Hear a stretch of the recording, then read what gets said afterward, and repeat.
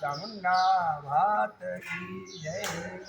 હવે આપણે ભાઈ શંકર ભગવાનનું કાર્ય કરીને તો દિવસ એના માટે જગાવી કે કર્મનો સાક્ષી છે. તો હું તમને બાકસ આપું.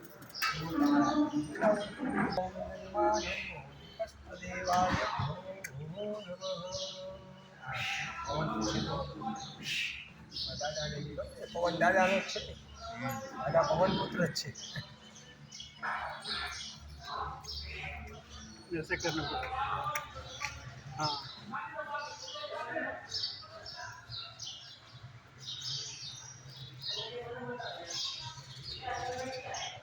तिरछे पर थोड़ा लाभ को तिरछे पर ઉપરથી છે ને આમ દબાવ જરા. हाँ हाँ